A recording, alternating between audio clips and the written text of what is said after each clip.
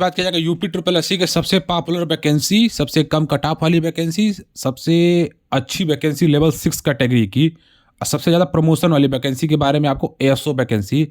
देखिए ये लेवल जो है, लेवल ये लोअर कैटेगरी में आता है, लेवल 6 लेवल 7 में। लेकिन इस लोअर की कट ऑफ जाती है 99 परसेंटाइल, इसकी जाती है 0 परसेंटाइल। यही अंतर होता है दोनों में। सेम पे ग्रेड, सेम भर्ती, सेम आयोग से भर्ती, लेकिन अंतर काफ़ी ज़्यादा डिफरेंस देखने को मिलेगा। रीजन क्या है? विशेष योग्यता की वजह से। इसकी लास्ट ईयर में कट ऑफ क्या गई थी मैं वो भी दिखाऊंगा, सिलेबस क्या था वो भी दिखाऊंगा, परीक्षा पैटर्न क्या था वो भी दिखाऊंगा, कितने बच्चों का चयन हुआ था, कितने लोगों ने आवेदन किया था, कैसे लोग तुक्का मार के पिछले बार नौकरी पा गए। 90% लोग तुक्का मार के नौकरी पा गए। मैं आपको वो भी प्रूफ दिखाऊंगा। सारा चीज़ एक ही चीज़ बताऊंगा, 2026 में वैकेंसी कब आ रही है, कितने पदों पे आ रही है, इसके लिए आपको योग्यता क्या रहेगी, प्रीवियस ईयर कट ऑफ क्या था, इस बार कट ऑफ क्या जाएगी, क्या संभावित है, परीक्षा कब होगी, ज्वाइनिंग कब तक हो जाएगी, सारा चीज़ A to Z point to point बताऊंगा। वीडियो पूरा लंबा देखिएगा, क्योंकि वीडियो थोड़ा लंबा हो सकता है, पूरा देखिएगा। और चैनल से जुड़े रहिएगा, हमारे व्हाट्सएप ग्रुप से जुड़ जाइएगा। वीडियो के कमेंट बॉक्स में और डिस्क्रिप्शन में लिंक पड़ा हुआ है, तुरंत जाकर जुड़ जाइएगा, सभी जगह शेयर कर दीजिएगा। मैं आपको इसमें एक एक योग्यता बताऊंगा, एक एक चीज़ प्रूफ कर दिखाऊंगा जो गवर्नमेंट है, ऑफिशियल है, ठीक है। उसके बाद आप किसी की बात में विश्वास मत कीजिएगा। चलते हैं बिना लेट के, वीडियो स्टार्ट करते हैं। वीडियो के अंत तक बने रहिएगा। चैनल पर नया विजिट किए, चैनल को सब्सक्राइब कर दीजिएगा, सभी जगह शेयर कर दीजिएगा। सबसे पहले शुरू करते हैं 2019 से, क्योंकि आपको प्रीवियस डाटा मैं दिखा दूंगा, बता दूंगा, तो नई भर्ती में जो आने वाली भर्ती काफ़ी ज़्यादा एक्साइटमेंट रहेगी, काफ़ी ज़्यादा अच्छा चांस रहेगा, गोल्डन चांस रहेगा। तो प्रीवियस ईयर से शुरू कर रहे हैं, सिलेबस से लेके कट ऑफ से लेके ज्वाइनिंग तक का सफर शुरू करेंगे। उसके बाद अपकमिंग जो वैकेंसी अगले महीने आने जा रही है उसके बारे में डिटेल से बताएंगे, तो काफ़ी ज़्यादा आपको इंटरेस्ट बना रहेगा। देखिए 2019 से जो वैकेंसी आई थी और 2026 में योग्यता सबका सेम है। तो योग्यता मैं आपको लास्ट वाले में 26 वाले में अंतिम वीडियो में बताऊंगा कि योग्यता क्या है। पहले मैं आपको 19 वाले में कट ऑफ, कितना लोगों ने आवेदन किया था, कितने लोगों ने परीक्षा दी थी, कितने लोगों ने डीबी कराया था, सारा चीज़ मैं बता दे रहा हूँ, ठीक है। उसके बाद आगे का प्रोसेस दिखाया जाएगा। क्यों भर्ती कट ऑफ बहुत कम जाता है और इस बार उससे भी कम जाएगी। पिछले साल जो भर्ती आई थी 904 पदों पे आई थी, 904 पदों पे, ठीक है। इसमें 904 पदों पर भर्ती है, जिसमें से 12,000 के करीब, 12,000 के करीब अभ्यर्थी आवेदन किए थे। अब मैं आपको एक जानकारी बता दूं, ये भर्ती ओपन थी। ओपन मतलब बिना पेड के भर्ती थी, मतलब जो मन तो आवेदन कर सकता था, चाहे योग्यता हो चाहे ना हो, आवेदन कर सकता था। चाहे 1 नंबर हो चाहे 50 नंबर हो, कोई इसमें बाउंडेशन नहीं था पेड की वजह से। तो थोड़ा बहुत कट ऑफ इस रीजन से भी आपका पेड 25 में जो कट ऑफ भर्ती आएगी एसओ की, उसमें कम कट ऑफ देखने को मिलेगा। अब मैं डिटेल समझा रहा हूँ इसमें क्या क्या था। भर्ती दोस्तों 2019 में आई थी, लेकिन इसकी परीक्षा कराई गई 22 मई 2022 को। 22 मई 2022 को, लगभग 3 साल बाद ये परीक्षा आपकी कराई गई। 3 साल होने की वजह से थोड़ा अभ्यर्थी इसमें से बाहर हो गए। अब सुनिएगा, 12,000 अभ्यर्थी थे, जिसमें से आपके 7,000 अभ्यर्थी इसमें आपके परीक्षा में सम्मिलित हुए थे। मतलब 7,900 पद है, 7,000 अभ्यर्थी, मतलब 1,000 पद है, 7,000 अभ्यर्थी परीक्षाएं दे रहे हैं। एक सीट पे 7 अभ्यर्थी थे परीक्षा देने वाले। इतनी योग्यता इसमें डिफरेंस है, इतनी टॉप इसमें हाई लेवल की योग्यता ली जाती है ना, कि इसीलिए अभ्यर्थी इसमें आप अप्लाई नहीं कर पाते हैं। आप लोग 2019 की भर्ती का पूरा डाटा देख सकते हैं, किस किस विभाग में कितने पदों की भर्ती थी। सेम इस बार भी इन्हीं विभागों की भर्ती आने जा रही है 2026 में भी। 22 मई 2022 को पेपर हुआ, लगभग 9 महीने बाद इसका परिणाम घोषित किया गया। या देख सकते हैं 9 महीने बाद परिणाम घोषित किया। मैंने बताया था ना कि 7,000 अभ्यर्थी परीक्षा दिए थे। अब मैं आपको कट ऑफ दिखाऊंगा, आप शॉक्ड हो जाओगे। देखिए 12,000 अप्लाई किए थे, 7,000 परीक्षा दिए थे। 7,000 में से 2,200 अभ्यर्थी, मतलब 7,000 में से 2,200 अभ्यर्थी 33% नंबर नहीं पा पाए थे। मैं बताऊंगा, कट ऑफ दिखा रहा हूं आपको। अब मैं बता दूंगा कितना नंबर का पेपर था कितना नंबर का, मैं वो भी बता रहा हूं। देखिए 1.5 गुना अभ्यर्थियों को चयन किया गया, मतलब 900 पदों के सापेक्ष 2,248 अभ्यर्थियों को चयन किया गया था। ये कितना? 33%, 30%, 25% कट ऑफ पर। एससी का 25-30% है, जनरल ओबीसी का 30 से 35% कट ऑफ था। वो भी दिखा रहा हूं कट ऑफ कैसे गया था। मतलब समझ लीजिए कि 7,000 में से 2,200 अभ्यर्थी एक मिनिमम कट ऑफ क्वालिफाई नहीं कर पाए थे, ये हालत थी। अब लोग देखिए, ये था डीवी का कट ऑफ आया था, रिजल्ट के बाद जो कट ऑफ आती है वही है रिजल्ट वाली। ये देखिए, ये आप देख रहे हैं ना, 46 देखिए, जनरल की 46, अनुसूचित जाति की 46, अनुसूचित जाति की 10 नंबर, अन्य पिछड़ा वर्ग का 46 और आर्थिक रूप से कमजोर AWS का 46 नंबर। अब कहेंगे सर 46 तो सर 46% हो गया। अरे भैया, ये 46 नंबर का 100 नंबर का पेपर नहीं था, ये आपका था 120 नंबर का। ये जो 46 आप देख रहे हैं ना, ये हिंदी का नंबर है भाई। हिंदी 30 नंबर का आया था, जिसमें से लड़के 28 करके चले आए। हिंदी के दम पे लड़के नौकरी पा गए, समझ लीजिए। अब आगे की भी मैं स्टोरी आपको बताऊंगा, डिटेल्स देखिएगा, बहुत ही जबरदस्त स्टोरी है इसकी, है इस भर्ती की। अब समझिए कि 7,000 अभ्यर्थियों में 2200 अभ्यर्थी 30% नंबर नहीं पा पाए, ये स्थिति थी। अब ये 40% कितना हुआ? 120 का आप 30% करेंगे कितना होगा? 3 चौके 12, सॉरी, यहाँ पे आपका 120 का आप 40% कर लेंगे कितना होगा? 12 चौके 48, 40% भी नहीं, 36, 37, 38% पे मतलब डीवी कॉलिंग हो गया। मतलब 35% लड़के अभ्यर्थी नंबर नहीं पा पाए। एसटी का देखिए, एसटी का 10 नंबर कितना हो जानते हैं? 10% भी नहीं हुआ, 8%। मतलब 100 बिना माइनस मार्किंग का तुक्का मार के लड़के नौकरी पा गए डीवी वाले। एएसओ में जितना मेरे पास के अभ्यर्थी हैं, मेरे साथ के अभ्यर्थी हैं, जो पूरे 10 साल में एग्जाम एक भी नहीं निकाल पाए, वो एएसओ में अधिकारी बन गए तुक्का मार के। मेरे साथ का इलाहाबाद का क्लासमेट था, वो 6 साल से फेल हो रहा था, कोई एग्जाम ही उसका नहीं निकल रहा था। एएसओ में वो एएसओ अधिकारी बन गया है। आज के समय में लेवल 8 के पे ग्रेड पे पहुंच चुका है, वो 4800 पे पहुंच गया। लक है भाई, कहाँ किसको लक ले जाएगी। जो कभी नहीं नौकरी पाया वो एएसओ में अधिकारी बन के बैठा हुआ ARO है। तो यही होता है, लक बहुत मेन फैक्टर करता है। जो कभी एग्जाम के पास का मुंह नहीं देखा, वो सीधे अधिकारी बन गया। जो अधिकारी बनने के राह में थे, आज वो कांस्टेबल बन के घूम रहे हैं, ग्रुप डी में नौकरी कर रहे हैं। ये होती है लक कहाँ कब किसको ले जाएगा। इसलिए बोलते हैं, जिसके पास डिग्री डिप्लोमा है वो कभी बेकार नहीं जाता है, कभी न कभी तो काम देगा ही। वो यूपी SSS की भर्ती में काम देता है, क्योंकि यूपी SSS जो 100% वैकेंसी में से 80% वैकेंसी विशेष डिग्री डिप्लोमा का निकालता है। इसलिए देखते हैं कट ऑफ 40-50 नंबर पर ज्वाइनिंग हो जाती है लड़कों की। इसलिए बोलता हूँ कि पढ़ाई करते रहिए, दिशाहीन पढ़ाई मत कीजिए। 18 घंटा पढ़ने से नौकरी नहीं मिलेगी। 8 घंटा पढ़ के भी, 4 घंटा पढ़ के भी लड़के नौकरी पा रहे हैं, 18 घंटा वाले नौकरी नहीं पा रहे, क्योंकि उनके पास डिसबैलेंस डिग्रियाँ हैं। बीए करके अधिकारी आप नहीं बन पाएगा। बीए करेंगे तो आपको 90 नंबर लाना पड़ेगा, वहीं बीएससी कर लीजिए 50-60 नंबर लाना पड़ेगा। कितना डिफरेंस है आप लोगों को, एक बस डिप्लोमा की वजह से, डिग्री की वजह से, यही होता है। अब ये 46 नंबर वाले डीवी करा के आए, ठीक है। अब देखिएगा, अब जो 2200 लड़के जो पास थे, इसमें भी क्या हुआ, बाद में एक सेकेंड लिस्ट आई। सेकेंड लिस्ट इसमें भी जो 46 नंबर देख रहे हैं ना, 36% नंबर, 37%, इसमें भी क्या हुआ, EWS, मैं बता रहा हूँ, EWS SC और ST का दूसरा लिस्ट आ गया, सेकेंड लिस्ट आ गया डीवी के लिए। उसमें लड़के ही नहीं मिल पाए। मतलब भैया 36% में लड़के नहीं मिल पाए, ये कंडीशन था इसका। अब ये देखिए कि जब 904 वैकेंसी थी, अंततः कट ऑफ निकलते निकलते क्या हुआ, 904 में से 871 अभ्यर्थी सेकेंड लिस्ट निकलने के बाद भी योग्य मिले। मतलब इसमें भी आप देखा जाए तो 26 आपका कम से कम लगभग 30 अभ्यर्थी नहीं मिल पाए, 30 से 40 अभ्यर्थी इसमें भी नहीं मिल पाए सेकेंड लिस्ट निकलने के बाद भी, ये कंडीशन था।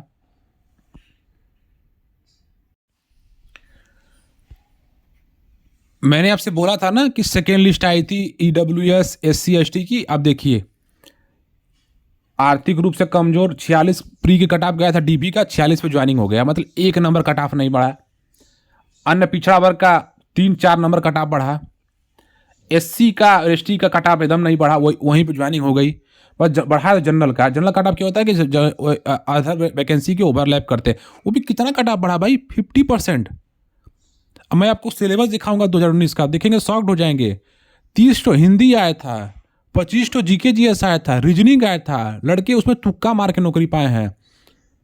मैंने 5 साल, अभी एसओ की भर्ती आ रही थी, बहुत सारे अभ्यर्थी हमसे बोले सर हमको सिलेबस दे दीजिए। तो मैं जो मेरे बैच के अभ्यर्थी थे 10-12 लड़के जिसका सिलेक्शन हो, मैंने उनसे पूछा कि भैया आपके पास है कुछ मटेरियल, तो उन्होंने साफ साफ बोला कि नहीं भाई, मैं बिना पढ़े पेपर दिया था, मेरा इंटरेस्ट नहीं था, मुझे नौकरी मिल गई है।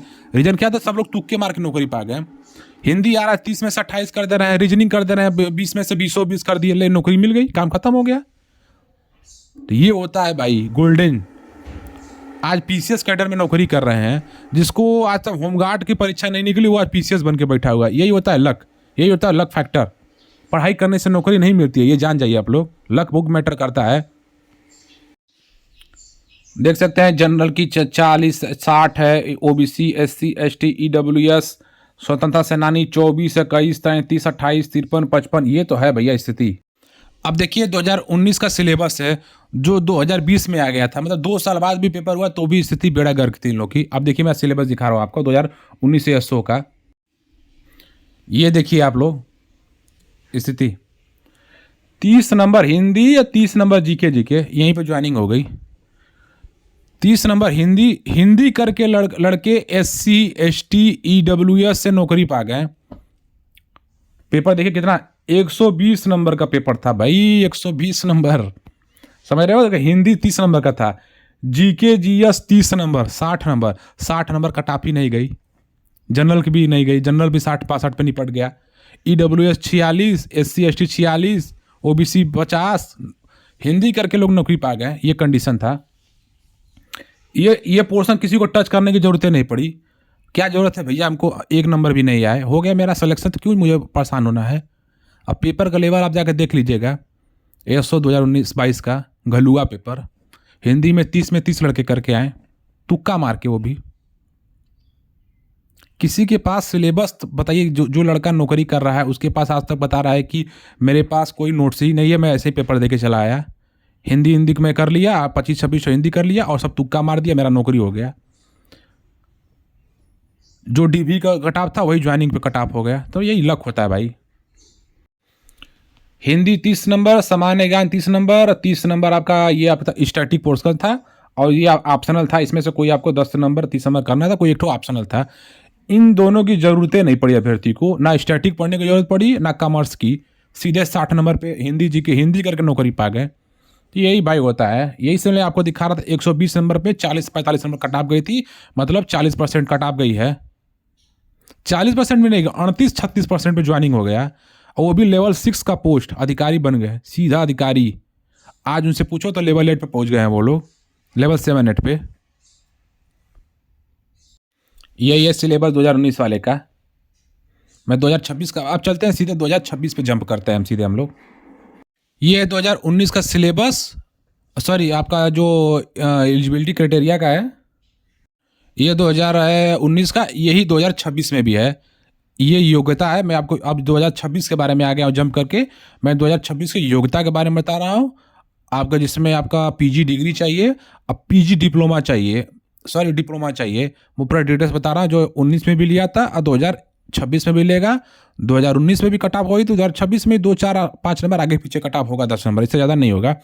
आपको योग्यता ध्यान से बता रहा हूँ, ध्यान से देखिएगा, ये योग्यता आपके पास रहनी चाहिए, तभी आवेदन कर पाएंगे, नहीं तो कोई मतलब नहीं आवेदन करने का।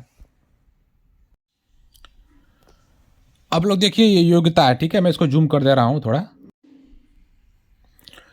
इसमें दिया है, शैक्षिक योग्यता में दिया है कि सहायक सांख्यिकी अधिकारी एवं शोध अधिकारी के लिए योग्यता क्या अनिवार्य अर्हता, ये सभी के पास होना ही चाहिए। इसमें दिया है कि भारत में विधि द्वारा स्थापित, मतलब भारत में विधि द्वारा स्थापित मतलब भारत के जो 28 राज्य हैं, जो केंद्र शासित प्रदेश हैं, जितने भी, सभी जगह से कहीं से भी आप विश्वविद्यालय से, संस्था से आपने गणित में मतलब मैथमेटिक्स में, या वाणिज्य मतलब कॉमर्स में, या अर्थशास्त्र मतलब इकोनॉमिक में, सांख्यिकी मतलब आपका स्टैटिक में स्नातकोत्तर की उपाधि, मतलब आपने मैथ से, कॉमर्स ट्रेड से, ठीक है, कॉमर्स से या मैथ से या स्टैटिकल से, या आपने और क्या दिया इसमें वाणिज्य, इसके बाद सांख्यिकी हो गया आपका, और इकोनॉमिक्स से आपने पीजी किया है, तो आप एलिजिबल हैं ASO 2026 के लिए। अब आप बोलेंगे सर ये कौन सा सब्जेक्ट होता है, मैं आपको एक जियो आया था 2022 में, मैं आपको जियो दिखा दे रहा हूँ, जो यूपी सरकार ने, यूपी ट्रिपल एससी ने बाद में जारी किया कि ये डिग्री ही मान्य रहेंगे। वो मैं 52 डिग्रियाँ मैं आपको दिखा दे रहा हूँ, कौन कौन सी 52 डिग्रियाँ हैं। वो आपके पास 52 में से कोई भी एक है, कोई भी एक सिंगल वन है, तो आप एलिजिबल हैं। अब ये आपका डिग्री हो गया। अब डिप्लोमा क्या चाहिए था? डिप्लोमा था डोएक सोसाइटी से या नील्ड से कंप्यूटर स्त्री या किसी मान्यता प्राप्त संस्थान से कंप्यूटर डिप्लोमा। मतलब आपको यदि आपने डोएक से या नीलिट से, जिसका नाम हो गया है, यदि आपने ओ लेवल किया है तो मान्य है, या भारत में किसी संस्था से या विश्वविद्यालय से आपने 1 वर्षीय डिप्लोमा किया है, कंप्यूटर का 1 वर्षीय डिप्लोमा, तो वो भी मान्य है। अब आप कहेंगे सर कौन सा 1 वर्षीय डिप्लोमा होता है, मैं वो भी दिखा दे रहा हूँ। जो यूपी ट्रिपल एससी 2022 का जीओ आया था, 2019 में मान्य किया गया था, उसमें 22 प्रकार के डिप्लोमा मान्य है। मैं एक एक डिप्लोमा आपको दिखा दे रहा हूँ। आप कहीं से भी किए हैं, कभी भी किए हैं, आप बेझिझक ASO के लिए एलिजिबल हैं। अब चलते मैं योग्यता दिखा दे रहा हूँ, योग्यता क्या चाहिए। उम्र सीमा की बात करें तो इसमें 18 से लेकर 40 साल उम्र सीमा होती है। 4 से 5 साल OBC को, 5 साल SC ST को छूट है इसमें। आपने जो विज्ञापन देखा था ना, वो विज्ञापन में क्या क्या लिया गया था, जो आपने दिखा था ना, गणित से, कॉमर्स से, स्टैटिक्स से, इकोनॉमिक्स से आपका PG रहना चाहिए, मतलब स्नातकोत्तर, मतलब PG डिप्लोमा डिग्री रहना चाहिए, UG नहीं PG। मतलब आपने MA इकोनॉमिक किया हो, MA मैथ किया हो, MA स्टैटिक किया हो, MBA किया हो, MSc किया हो, MTech किया हो, वही मान्य है। BA BSc BCom BTech वाले मान्य इसमें एलिजिबल नहीं है, ना योग्य है। फार्म भरेंगे, पैसा नुकसान करेंगे, बाद में बाहर कर दिया जाएगा। बस PG डिग्री इसमें मान्य है। अब मैं आपको दिखा रहा हूँ 52 प्रकार की कौन सी PG डिग्री है। उसके बाद मैं आपको डिप्लोमा दिखाऊंगा। ये दोनों रहना चाहिए, ऐसा नहीं कि एक ही नहीं। आपको डिग्री भी नहीं चाहिए 52 प्रकार में से कोई एक, और 22 प्रकार का डिप्लोमा में से कोई एक रहना चाहिए। दोनों नहीं रहेगा तो आप एलिजिबल नहीं है, बाहर कर दिए जाएंगे। अब मैं आपको दिखा रहा हूँ, डिटेल से देखिएगा। कोई भी एक हो, बस इसमें से कोई एक आपके पास होना चाहिए। ये डिग्री है। फिर डिप्लोमा दिखा रहा हूँ। आपके पास MBA रहना चाहिए। MBA किसी भी ट्रेड से रहना चाहिए, आप माने हैं। MBA मत ये देखिएगा कि इससे है कि नहीं है सर, MBA किसी से भी किया आप माने हैं, ठीक है। लेकिन 2 वर्ष का होना चाहिए, ध्यान दीजिएगा। 1 वर्ष का MBA मान्य नहीं है। उसके बाद MBA है फाइनेंस में, देखिए ड्यूल से 2 सब्जेक्ट से आप MBA कर सकते हैं, 2 ट्रेड से, जिसमें से आपका प्रोडक्शन फाइनेंस, इसमें जो लिखा वही रहना चाहिए, ये अलग से नहीं रहना चाहिए कि आपने ड्यूल कर लिया किसी और से, नहीं मान्य होगा, रिजेक्ट हो जाएंगे बाद में। आपका MBA फाइनेंस अकाउंटिंग से रहना चाहिए, फाइनेंस मैनेजमेंट से, MBA फाइनेंस कंट्रोल से, MBA HR and MBA management. अब लोग मैसेज मत कीजिएगा सर ये MBA मान्य कि नहीं, ये मैं जो दिखा दिया यही मान्य है। इसके बाद आपने कुछ भी किया मान्य नहीं है, चाहे 1 वर्ष का किया चाहे 2 वर्ष का, जो लिखा है ना यही 7 प्रकार का MBA मान्य है। इसके बाद मान्य नहीं है, चाहे आपने किसी से भी किया हो। उसके बाद आप देख सकते हैं मास्टर ऑफ टोटल, क्या लिखा है, master of total quality management, master of business economic, master of finance management, master of social science and technology mathematics, master of business MBE, MFC master of finance control, MCOM, अब देखिए यहाँ पे MCOM आ गया, master of business हो गया। MCOM आपने किया, MCOM आप किसी भी ट्रेड से किए हो, किसी भी सब्जेक्ट से किए हो, मान्य है। बस MCOM आपका 2 साल का रहना चाहिए। 1 साल का कोई लेटरल एंट्री किया होगा, चाहे कोई 1 साल का एक सब्जेक्ट से किया होगा तो वो मान्य नहीं है। मैं भी बता दे रहा हूँ, कोई एक सब्जेक्ट से किया तो मान्य नहीं रहेगा, जब तक आपका 2 साल का नहीं रहेगा। ये ध्यान सुनिएगा, कोई कुछ भी बोले इस पर ध्यान मत दीजिएगा, मैं अभी बता दे रहा हूँ। DB के समय बाहर कर दिए जाएंगे आप लोग। MCOM आपने किया है अप्लाइड बिजनेस से, MCOM बिजनेस से मैनेजमेंट से, अप्लाइड MCOM किया अप्लाई एंड इकोनॉमिक्स से, MCOM आपने किया अकाउंटिंग एंड बिजनेस से, MCOM आपने किया अप्लाइड एंड मैथमेटिक्स से, MCOM किया इंडस्ट्रियल मैथमेटिक्स एंड इंफॉर्मेटिक्स से। तो ये आपका MCOM एलिजिबल है ASO 2026 में। उसके बाद आपका MSc मैथमेटिक्स एंड इंफॉर्मेशन से, MSc MTech किया है आपने industrial mathematics and computer application से एलिजिबल है। MSc mathematics and computer education eligible है। MSc mathematics computer science eligible है। MSc mathematics and computing eligible है। MSc आपने मैथमेटिक्स एंड साइंटिफिक कंप्यूटर से किया, वो भी एलिजिबल है। MSc मैथमेटिक्स एंड स्टैटिक वो भी एलिजिबल है। MSc मैथ एंड स्टैटिक वो भी eligible, MSc math and science वो भी एलिजिबल है, और MSc मैथ भी एलिजिबल है। कोई इसमें से एक आपने किया है तो आप एलिजिबल हैं, लेकिन 2 साल का होना चाहिए, लिटरल एंट्री मान्य नहीं है, 1 साल का इसमें नहीं लिया जाएगा। उसके बाद आप लोग देख सकते हैं MSc industrial and mathematics informative, ये भी एलिजिबल है। MSc एग्रीकल्चर, एमएससी एग्रीकल्चर से बहुत अभ्यर्थी पूछते सर एलिजिबल है कि नहीं, तो वो भी एलिजिबल है। एमएससी एग्रीकल्चर स्टैटिक से आपने किया है तो आप एलिजिबल हैं, आप ध्यान दीजिएगा। MSc static and computer application से भी एलिजिबल है, MSc static and computer program से भी एलिजिबल, एमएससी बायो स्टैटिक जो किया है, जो महिलाएं अभ्यर्थी ज़्यादा ये करती हैं, तो बायो स्टैटिक से आपने किया है तो आप एलिजिबल हैं, ध्यान दीजिएगा। एमएससी एम्प्रेशनल रिसर्च से भी एलिजिबल है, MSc applied static and information से भी एलिजिबल हैं, और एमएससी स्टैटिक से भी एलिजिबल हैं। एमएससी स्टैटिक से भी एलिजिबल हैं, एमएससी अप्लाइड स्टैटिक से भी, एमएससी हेल्थ स्टैटिक से भी एलिजिबल हैं। उसके बाद आपका इंटीग्रेटेड एंड एमएससी स्टैटिक से भी एलिजिबल है। पीजी मैथमेटिक्स, मतलब पीजी आपने किया है, आप किसी भी, चाहे एमए पीजी किया है, चाहे एमएससी पीजी किया है, चाहे कुछ भी पीजी किया है, उसमें आदन में आपने मैथ लिया सेक्शन आपका स्टैटिक है तो आप एलिजिबल हैं। किसी भी मैथ से, चाहे किसी से भी मैथ लिया, आपका सब्जेक्ट एक मैथ है तो आप एलिजिबल हैं, स्टैटिक है तो एलिजिबल हैं। उसके बाद MA economic and rural development, MA regular and applied economic, MA entire economics, MA math से एलिजिबल हैं, एमए अप्लाइड इकोनॉमिक्स से एलिजिबल हैं, एमए इकोनॉमिक है, जो एमए इकोनॉमिक किया है वो एलिजिबल है। यूजी में आपने क्या किया उससे मैटर नहीं, यूजी आपका चाहे भूगोल से हो, चाहे समाजशास्त्र हो, चाहे हिंदी हो, चाहे इंग्लिश हो, चाहे मैथ हो, कुछ से नहीं मतलब है। यदि आपने पीजी आपने किया है इकोनॉमिक्स एलिजिबल है। आजकल यूजी और पीजी का डिफरेंस भी है, कुछ लोग बोलते हैं कि पीजी यूजी में पीजी रहना चाहिए, नहीं। आप यूनिवर्सिटियाँ ओपन है, आप यूजी सब्जेक्ट कॉम्बिनेशन हो चाहे यूनिवर्सिटियाँ करा सकती है, वो मान्यता प्राप्त है, ठीक है। जरूरी नहीं है कि यूजी में इकोनॉमिक रहेगा तभी एलिजिबल माने जाएंगे। आपका यूजी में इकोनॉमिक हो चाहे ना हो, लेकिन एमए में इकोनॉमिक होना अनिवार्य है, ठीक है। बिना इकोनॉमिक के भी आप एमए इकोनॉमिक आप कर सकते हैं, ये ध्यान दीजिएगा। यूजी में इकोनॉमिक अनिवार्य नहीं है, पीजी में बस रहना चाहिए। भूगोल वाले भी, समाजशास्त्र वाले भी, हिंदी वाले भी इकोनॉमिक कर सकते हैं, ये बता रहा हूँ। बस ये सेलेक्टेड यूनिवर्सिटियाँ कराती है, ध्यान दीजिएगा। यूपी में भी बहुत सारी यूनिवर्सिटियाँ कराती हैं। उसके बाद आप देख सकते हैं एमए मैथ हो गया, एमए इकोनॉमिक हो गया, एमए स्टैटिक। एमए आपका स्टैटिक सेक्शन है, तीनों साल में किसी साल भी एमए स्टैटिक है तो आप लोग एलिजिबल हैं, तीनों में किसी भी साल है, ये ध्यान दीजिएगा। कुछ नहीं, लास्ट से नहीं मतलब, तीनों में कोई किसी भी साल है आपने स्टैटिक लिया है तो एलिजिबल है। एमए बायो स्टैटिक भी है, MA tech and information computing, MSc mathematics and computer, ये भी एलिजिबल है। तो आप लोग देखिए कि 51 प्रकार के डिग्री इसमें एलिजिबल है। आप लोग स्क्रीनशॉट ले सकते हैं, आपको चाहिए तो हमारे ग्रुप में आ जाइएगा, मैं आपको ग्रुप में डाल दूंगा। अब मैं आपको डिप्लोमा के बारे में बता रहा हूँ, कौन सा डिप्लोमा मान्य है। आपने देखा होगा लिखा था ना कि नीलिट या डोक से या किसी भी यूनिवर्सिटी से या किसी संस्था से भारत में मान्यता प्राप्त 1 वर्षीय डिप्लोमा रहना चाहिए, तो वो डिप्लोमा भी दिखा। डिग्री आपने देख लिया, 51 डिग्री में से कोई एक डिग्री आपके पास होनी चाहिए, नहीं तो आप एलिजिबल नहीं माने जाएंगे। 1 वर्ष का नहीं होना चाहिए, ये भी ध्यान दीजिएगा, 2 वर्ष का रहना चाहिए। अब ये देखिए, ये यूपी सरकार के मैं बताया था ना, एक जियो आया था, जियो कब आया था आपका देख सकते हैं 5 मई को, यही है, ये शासनादेश एएसओ के लिए ही आया था। एएसओ में विवाद हुआ था, इसलिए शासनादेश आया था, यूपी सरकार ने शासनादेश निकाला है कि ये डिप्लोमा मान्य है। अब मैं आपको डिप्लोमा दिखा दे रहा हूँ कौन कौन से मान्य है।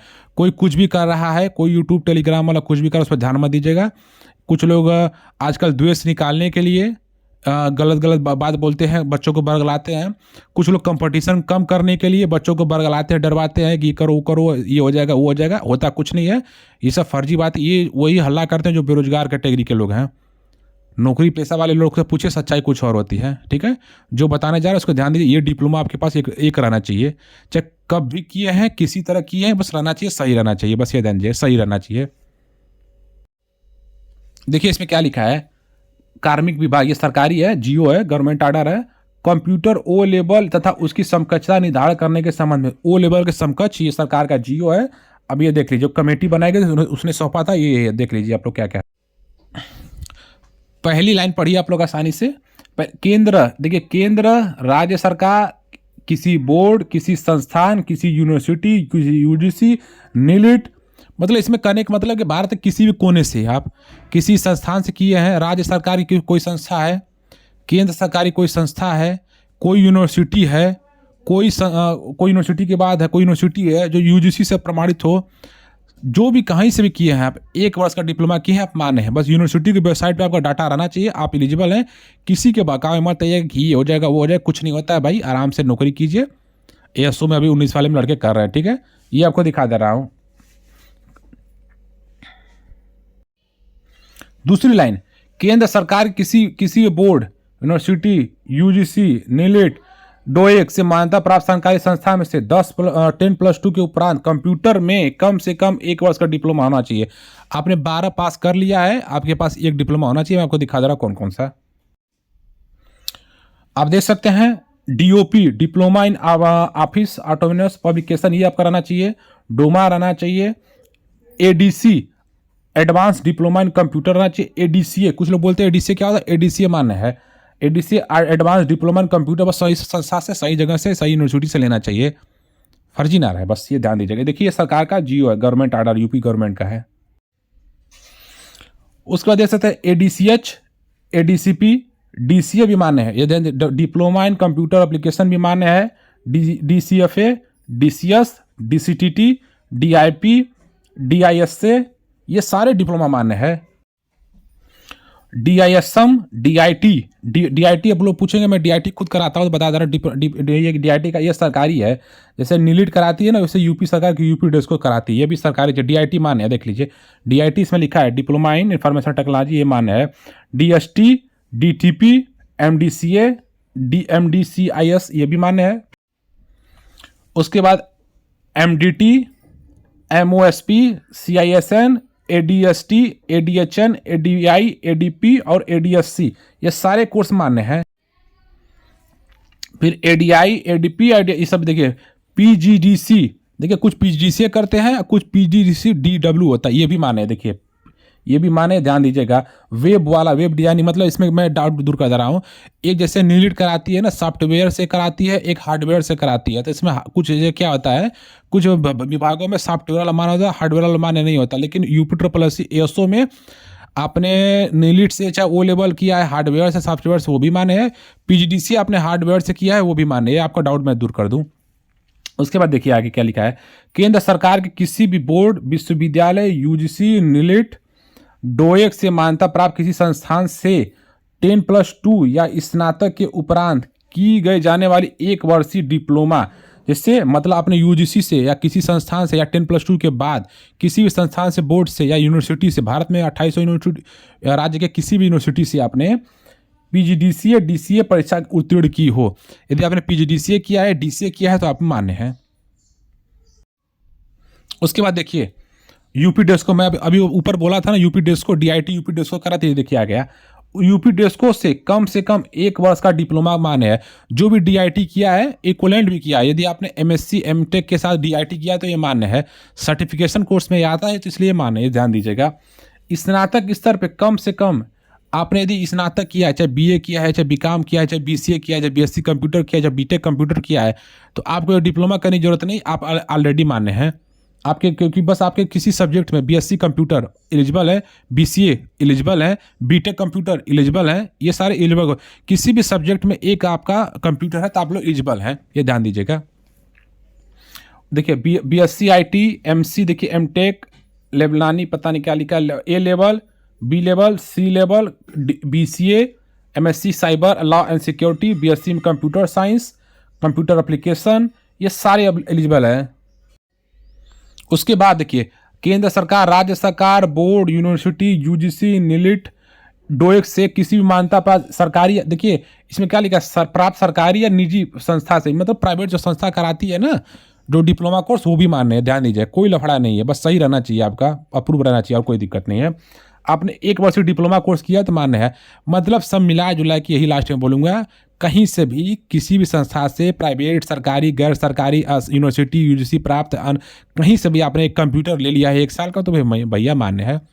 कहीं से भी लिया हो, सिंपल से बात है ये, क्योंकि इस लेटर में, सरकारी लेटर में कुछ नहीं छोड़ा है उन्होंने, बस कहीं से भी COMPUTER लिख दिया गया तो भैया मान्य है। हाँ देखिए ये ITI से जो 52 सप्ताह का कोपा कोर्स होता है, ये भी मान्य है। कोपा जिसने किया 52 सप्ताह का, वो भी मान्य है। केंद्र सरकार से किसी भी संस्था से आपने डिप्लोमा इन कंप्यूटर इंजीनियरिंग या डिप्लोमा इन टेक्नोलॉजी इलेक्ट्रॉनिक्स से किया, वो भी मान्य है। मुझे यह कहने का निर्देश हुआ है कंप्यूटर ओ लेवल के समकक्ष सभी प्रकार के डिप्लोमा को लागू किया जाए, बस यही है, यही डिप्लोमा आपका मान्य है। तो सब मिला जुला के जितना भी डिप्लोमा पूरे भारत में होता है एक सवाल और कंप्यूटर का, वो मान्य है, चाहे कहीं से किए हो आप, कोई दिक्कत नहीं है, आराम से जाके भर्ती में एलिजिबल हैं। बस आपके डिप्लोमा में COM-PUTER लिखा है, मतलब आप एलिजिबल है, कहने का मतलब इस नोटिस का यही है। सारे ऐसा कोई डिप्लोमा छोड़ा ही नहीं इसने इस नियमावली में, तो सारे लोग एलिजिबल हैं। तो आप लोगों ने देख लिया होगा, बहुत डिटेल से मैंने आपको 2019 फिर 2026 के बारे में डिटेल समझाया। आप लोग इसके बाद मुझे नहीं लगता कि UP SSSC ASO के लिए आपको डाउट होगा। अब मोटिवेशन की कमी होगी। 46 से कट ऑफ जा रही है, ये जा रही है, इतना कम नंबर का भैया। इस बार देखिए, अब 2000 आते हैं 26 पे, तो 26 के बारे में बता दें। जो 930 पदों का अध्याचन उत्तर प्रदेश अधिनियम सेवा चयन का प्राप्त है, 124 पदों का अध्याचन हो सकता है, मार्च महीने में आ जाएगा। यदि ये 124 का नहीं आता है तो 950 करीब पदों का विज्ञापन आपको अधीनस्थ सेवा चयन की ऑफिशियल वेबसाइट में मार्च महीने में देखने को मिल सकती है। मार्च लास्ट तक देखने को मिलेगी ना, 2-4 दिन आगे पीछे हो सकता है, इससे ज़्यादा डिले नहीं होगा। जो पेड दिया है परीक्षा वो इसमें एलिजिबल है। अब लोग बोलेंगे सर पेड की कट ऑफ क्या जाएगी, तो देखिए पिछली बार 900 पोस्ट थी तो 7000 अभ्यर्थी मिले थे। इस देखिए इसमें इतना हाई डिग्री होता है ना, इसमें लोग एलिजिबल नहीं हो पाते हैं। अब समझिए कि मान लीजिए 1000 पोस्ट है, आयोग को 40 गुना बुलाना है, चलिए 40 गुना 30 से गुना बोल रहे हैं, तो 30,000 अभ्यर्थी हो गए। ऐसा तो है नहीं कि पिछले 2 साल में 30,000 अभ्यर्थी आ गए, तो भैया कम से कम 30,000 अभ्यर्थी तुमको मिलने वाले हैं नहीं। जो सच्चाई बता, जो एलिजिबल इक्विवेलेंट जो डाटा हमारे पास है, 14 से लेके 20,000 के बीच अभ्यर्थी हैं जो ASO के लिए एलिजिबल हैं। हो सकता है 2-4-10,000 संख्या आगे पीछे हो सकती है, तब भी ASO के लिए इनको 30,000 अभ्यर्थी नहीं मिलने वाले हैं पेट के लिए, मुख्य परीक्षा के लिए। तो सब मिला जुला किया हुआ, जो पेट की कट ऑफ आपकी रहेगी 0 नंबर तक रह सकती है। Maximum to maximum cut off overlap करेगी तो 10 नंबर, 5 नंबर, 8 नंबर तक करेगी, इससे ऊपर नहीं जाएगी। क्योंकि जब लड़के नहीं मिलेंगे तो सबको, जो आवेदन किया सबको बुला लेते हैं 0 नंबर पे, बस माइनस में नंबर ना रहे, माइनस पे 5, माइनस पे 2 नहीं रहेगा, 0 नंबर रहेगा तो भी एलिजिबल है ASO 2026 के लिए। वो मुख्य परीक्षा के लिए आवेदन कर पाएगा। अच्छे से तैयारी कीजिएगा और आपको नियुक्ति भी 100% 2026 के लास्ट तक मिल जाएगी। क्योंकि आयोग को सख्त आदेश दिया गया है कि जो भी विज्ञापन निकलेंगे वो 7 से 8 महीने में क्लियर करना है, पेपर निकाल के DB करा के। DB तब करने कोई कचकच नहीं, कोई DB 2 ही दिन में हो जाएगा। DB ये लोग ऑनलाइन पोर्टल बना दिए, जैसे रिजल्ट आएगा अगले दिन पोर्टल पर अपलोड कीजिए, DB हो गया, नौकरी मिल गई भैया। तो यही है कि अगले इस साल तक आपको ASO में नियुक्ति मिल जाएगी। नौकरी बहुत तगड़ी होती है, लेवल 6 की होती है, जिसका 4200 पे ग्रेड में आता है, जिसकी मूल अभी वर्तमान सैलरी स्लिप देखा जाए तो जो अभ्यर्थी 2023 में ज्वाइन किए हैं, लगभग 2 ही साल के अंतर्गत उनकी सैलरी 60 से 62,000 टच कर गई है। मतलब 62,000 सैलरी बस 2 साल में हो गई। अभी 7वां वेतन 8वां वेतन आयोग बैठेगा तो ये सैलरी अभी कम से कम जाके 80,000 टच करेगी। तो भैया 40 नंबर पे 80,000 सैलरी मिले, इससे ज़्यादा बेटर क्या होता था। बस ये डिग्री डिप्लोमा का कमाल है, यही होता है डिग्री डिप्लोमा का पावर।